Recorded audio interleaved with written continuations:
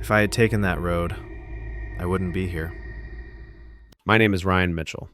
I finished college about 9 months ago with a degree in media studies, which, as you can probably guess, has opened exactly 0 doors for me. That last part was sarcasm. I am still living at my parents' house, and I have not landed anything resembling a real job yet. So far, adulthood is going great. To pay for gas and groceries, I drive for Lyft and DoorDash, sometimes switching between the two on the same night depending on what is busy. It is not a long-term plan, but it brings in money, and it at least feels like I am not completely wasting my time while I try to figure things out. I know it sounds sad, I am aware, but this is where I am right now. I usually drive on Friday and Saturday nights, starting around 10 in the evening and going until 3 or 4 in the morning. That is when the rates spike, and drunk students need rides home from bars near campus. It is not officially an overnight job, but it sure feels like one. This happened a little over 3 weeks ago. It was a Saturday, sometime around 1:45 in the morning, and I was exhausted. I had already decided I was done for the night and was about to shut off the app when one last ride request popped up. The pickup was downtown, which was normal. The drop-off, however, was way out there, past the suburbs, past anything familiar. I almost declined it, but the payout was high enough that I accepted. The passenger was a young woman, completely normal, nothing strange about her at all. The drive took around 45 minutes. By the time I dropped her off, it was well past 2 in the morning, and suddenly I was alone in a place that felt like the middle of nowhere, staring at a long drive back toward anything recognizable. I turned the car around and started heading back. About 10 minutes into the drive, I noticed a vehicle stopped in the middle of the road with its hazard lights flashing. As I got closer, I saw 2 people standing in front of it, waving their arms like they were trying to get my attention. My first instinct was not to stop. Every warning alarm in my head was going off. But I have always been the kind of person who cannot ignore someone who might need help, so I stopped. I pulled over about 25 feet away and cracked my window just a little. Enough to hear them, not enough for anyone to reach inside. It was a couple, probably in their late 40s or early 50s. Seeing that made me relax slightly. That feeling did not last. The woman did most of the talking. She sounded panicked, but there was also something oddly practiced about her words, like she had said them before. She told me they were trying to warn drivers because a bridge farther down the road had collapsed earlier that day. She said they had nearly driven straight into it themselves.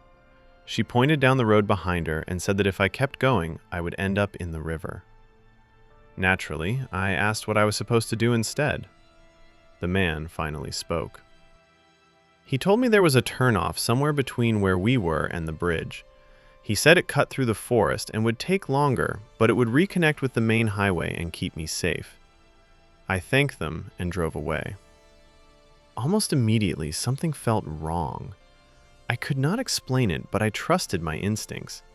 Instead of taking their advice, I decided to keep going the way I had originally planned.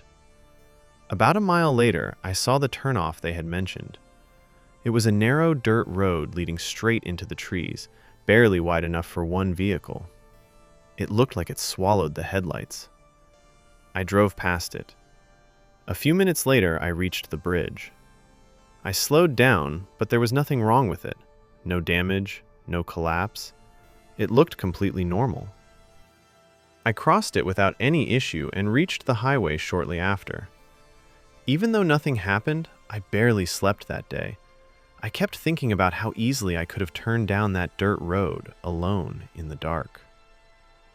A few days later, curiosity got the better of me, and I made a decision I probably should not have. I went back.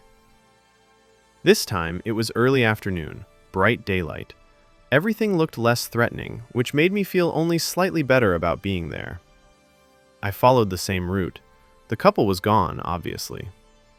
When I reached the dirt turnoff, I pulled over. That is when I noticed something new.